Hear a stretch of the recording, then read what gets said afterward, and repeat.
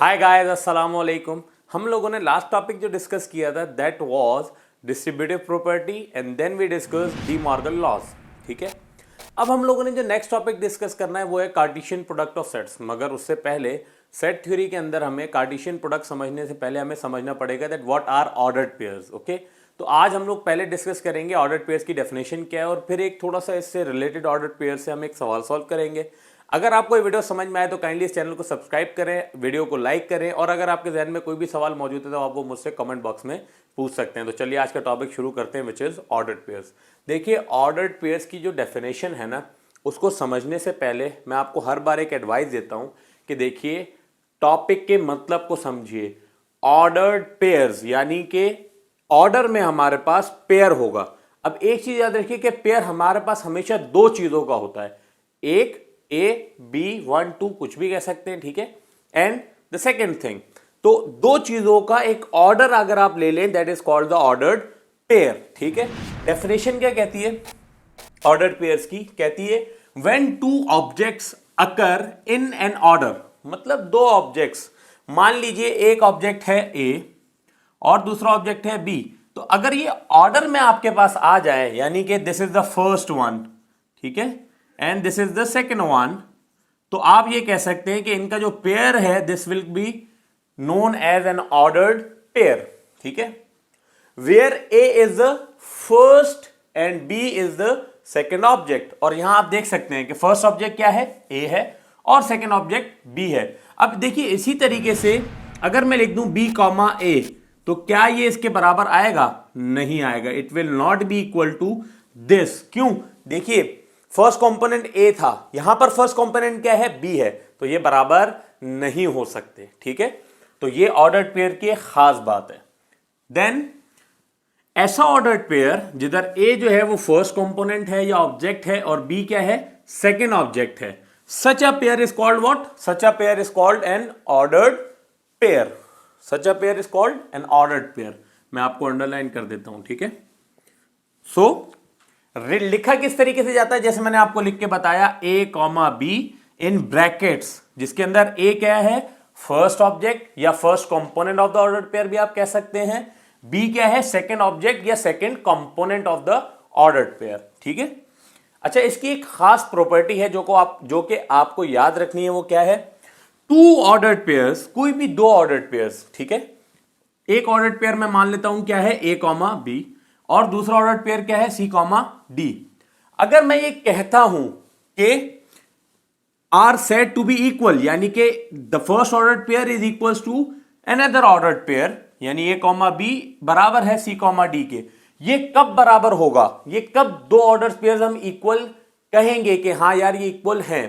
कब? जब first component of this ordered pair, यानी देखिए आपके पास पहला ऑर्डर्ड पेयर क्या था, ए कॉमा बी, और दूसरा ऑर्डर पेयर जो भी बता रहा है ये आर इक्वल, यानी कि is equal to C comma D, ये कब बराबर होंगे? कब हम कहेंगे कि ये दोनों ऑर्डर पेयर एक दूसरे के इक्वल हैं? जब first component of the order pair is equal to the first component of the second order pair, और इसी तरह second component of the first order pair is equal to the second component of the second order pair, यानी A बराबर होना चाहिए सी के and B बराबर होना चाहिए किसके, डी के, जो मैंने यहां पर लिखा हुआ है। देखिए two ordered pairs A comma B C comma D are said to be equal, हम इन दोनों को कहेंगे इक्वल इफ, अच्छा अब देखिए ये लिखा हुआ है आई डबल एफ, क्या लिखा हुआ है, आई डबल एफ। ये आप लोग आमतौर पर मैथमेटिकल स्टडीज में जब आप मैथमेटिक्स पढ़ते हैं तो आपको ये स्टेटमेंट मिलेगी। इसका मतलब क्या होता है? It means if and only if, मतलब सिर्फ और सिर्फ जब, हम कहते हैं ना कि सिर्फ और सिर्फ यही कंडीशन है जब ये सेटिस्फाई होगी, तो इफ एंड ओनली इफ, सिर्फ और सिर्फ यही कंडीशन है कि हम कहेंगे दो ऑर्डर्ड पेयर इक्वल हैं। कब? जब फर्स्ट कंपोनेंट के बराबर हो और सेकंड कंपोनेंट के बराबर हो। तो ये है बेसिकली ऑर्डर्ड पेयर की डेफिनेशन, और ये उसके बारे में एक बहुत ही अहम प्रॉपर्टी, और ये भी एक उसके बारे में प्रॉपर्टी है कि अगर आप ऑर्डर चेंज कर दें, यानी सेकंड कंपोनेंट को आप फर्स्ट कंपोनेंट बना दें और फर्स्ट कंपोनेंट को आप सेकंड कंपोनेंट बना दें ऑर्डर पेयर के, तो वो इक्वल नहीं होते। ठीक है, तो ये दोनों प्रॉपर्टीज हैं, ये याद रखनी है आपने। अच्छा, अब इसका इस ऑर्डर्ड पेयर टॉपिक जो है आपका, इससे रिलेटेड एक सवाल सॉल्व कर लेते हैं। सवाल क्या कहता है? वो कहता है that if x minus two, अब देखिए ये x माइनस टू पूरा क्या है? ये फर्स्ट कंपोनेंट है। मान लेता हूं ये a को रिप्रेजेंट कर रहा है ना, फर्स्ट कंपोनेंट, और b कंपोनेंट क्या है इसका, यानी सेकंड कंपोनेंट क्या है इसका, b मान लेता हूं मैं। तो वो ये कहता है ये जो ऑर्डर्ड पेयर है ये बराबर है एक और ऑर्डर्ड पेयर के, यानी कि 4 यहां पर रिप्रेजेंट कर रहा है c को और 6 रिप्रेजेंट कर रहा है किसको, d को। ठीक है, तो ये कहता है कि ये इक्वल है। अब मालूम कीजिए x की value, find the value of x।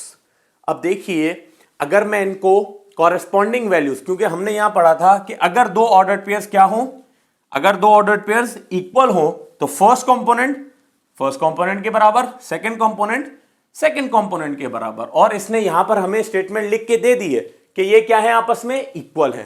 तो इसका मतलब अगर मैं इसका सोल्यूशन करता हूं, जो कि बहुत ही आसान है, इसने मुझे बता दिया कि x माइनस टू किसके बराबर है जी, x माइनस टू यानी कि फर्स्ट कंपोनेंट बराबर है फर्स्ट कंपोनेंट यानी कि 4 के, ओके।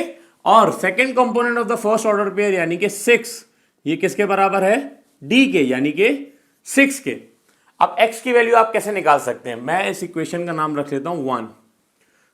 सो सॉल्विंग, आप सॉल्व कर सकते हैं ना, सॉल्व इक्वेशन नंबर 1। अगर आप इसको सॉल्व करेंगे, देखिए ये -2 था लेफ्ट हैंड साइड पे, राइट हैंड साइड पे अगर मैं इसको ले आऊं तो ये क्या हो जाएगा, +2। तो मतलब x की वैल्यू क्या हो जाएगी, 4 + 2। ये -2 था लेफ्ट हैंड साइड पे, राइट हैंड साइड पे आके हो गया +2। तो x आपके पास किसके बराबर आ गया, देखिए 4 + 2 = 6। तो ये बहुत ही आसान सा सवाल था, सिर्फ आपको ऑर्डर्ड पेयर्स की इक्वालिटी को समझाने के लिए। तो x की वैल्यू क्या आ गई आपके पास, 6 आ गई। ठीक है, सो अगर आप इसमें पुट भी कर दें x की वैल्यू तो आप ये चीज नोटिस कर सकते हैं। देखिए x की वैल्यू क्या आई आपके पास, 6। तो 6 - 2, 6 = 4, 6। यही स्टेटमेंट है। देखिए 6 में से 2 माइनस कर दीजिए, सब्ट्रैक्ट कर दीजिए, आंसर क्या आएगा, 4 आएगा आपके पास। ठीक है, मैं यहीं पर लिख लेता हूं 4। अब आप देखिए क्या ये इक्वल है, बिल्कुल इक्वल है। देखिए फर्स्ट कंपोनेंट इस ऑर्डर्ड पेयर का बराबर है फर्स्ट कंपोनेंट के, इस ऑर्डर्ड पेयर के, और इसी तरह second component of this ordered pair is equals to the second component of this ordered pair. तो उम्मीद है आपको ये बात समझ में आ रही होगी कि किस तरह equality of the ordered pair works. ठीक है, अगर आपको ये वीडियो समझ में आई, अच्छा आप पहले एक स्क्रीनशॉट ले लीजिए, मैं व्हाइट बोर्ड से हट जाता हूं, ये टॉपिक है, इसका एक स्क्रीनशॉट ले लीजिए ताकि आप ये अपने पास रफ कॉपी में लिख सकें, समझ सकें। तो उम्मीद है आपको ये एक्सप्लेनेशन ऑर्डर्ड पेयर्स के हवाले से समझ में आ गई होगी। अगर आपके जहन में कोई भी सवाल मौजूद है तो आप मुझसे कमेंट बॉक्स में पूछ सकते हैं। ये इजी पैसा का नंबर आपके पास, जैस कैश का नंबर, दोनों अकाउंट्स मेरे इसी नंबर पे बने हुए हैं। अगर आप हमें सपोर्ट करना चाहते हैं ताकि हम और ऐसी एजुकेशनल वीडियोस बना सकें और साथ साथ चैरिटी का काम भी कर सके, तो आप काइंडली डोनेट कीजिए, सपोर्ट कीजिए हमें। आपका अपना Ahmad Khan from the channel tutor and mentor, signing off. Thank you, खुदा हाफिज।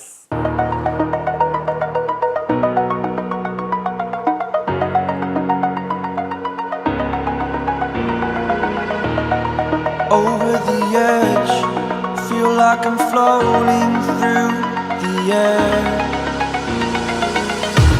The pain I felt is pain.